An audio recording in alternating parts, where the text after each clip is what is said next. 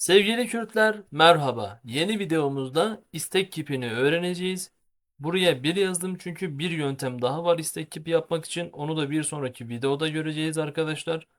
Gördüğünüz gibi zaman kalıpları bitti. Artık kipleri öğreneceğiz. Kiplerden sonra ise arkadaşlar çatıları öğreneceğiz. Şu an kiplerden devam edelim istek kipi. İstek kipini yaparken hangi zaman kökünü kullanacağız? Hangi zamanda cümle kurmak istiyorsak o kökü kullanacağız arkadaşlar. Geçmiş zaman istek cümlesi de olabilir, şimdiki zaman istek cümlesi de olabilir. Tabi genel olarak şimdiki zamandadır arkadaşlar. Geçmiş zamanda ben istedim ki yapayım, istemiştim vesaire gibi yapılabilir. Onun dışında genelde istek kipi şimdiki zaman içindir. Şöyle kökleri göstereyim, geçiyorum. İstek kipi kalıbı nasıldır? Çok basittir, son derece basittir. İstek kipi kalıbımız şu şekilde arkadaşlar.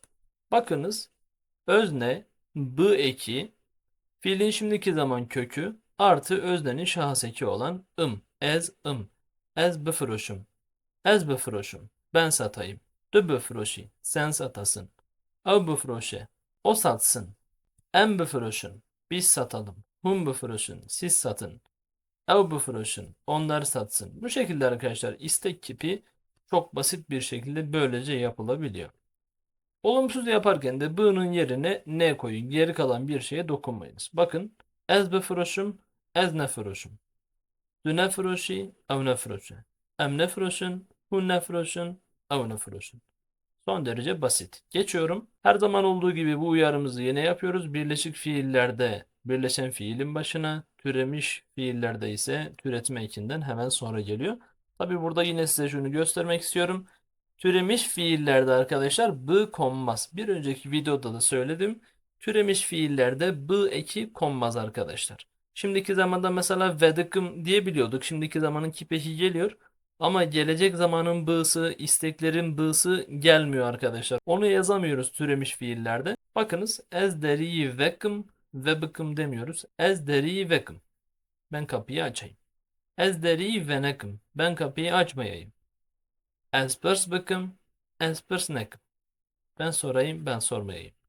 Bu şekilde örneklerimize geçelim. Ez biçim. Ben gideyim. Ez bihim. Hatun fiilinin şimdiki zaman kökü heydi hatırlayınız. Dünen buhvi. Sen yemek yiyesin. Ez çay vehvim. Ev rakevin. Ev agir veyhin. Em derbas bibin. Hun futbol bileyizin. Hun bümeşin. Ev runin. İstek kipi böyle arkadaşlar. Olumsuzları da burada. Ez neçim. Ez nehim. Dünen nehvi. Ez çay ve nehvim. Ev ranekevin. Ev agir veynexin. Em derbas nebin. Hun futbol neleyizin. Hun nemeşin. Evrunenin. Arkadaşlar tabi istek kipini yaparken okuyuşumuzda da hafif bir farklılık var. İster gibi böyle konuşmamız gerekiyor. Ezneçim. Ben gitmeyeyim. Ya da ezbeçim. Ben gideyim. Dünan buhuy. Sen yemek yesin. Okuyuşumuzda böyle ayarlamalıyız ki arkadaşlar. Kürtçenin aksanına daha uygun bir istek cümlesi kuralım.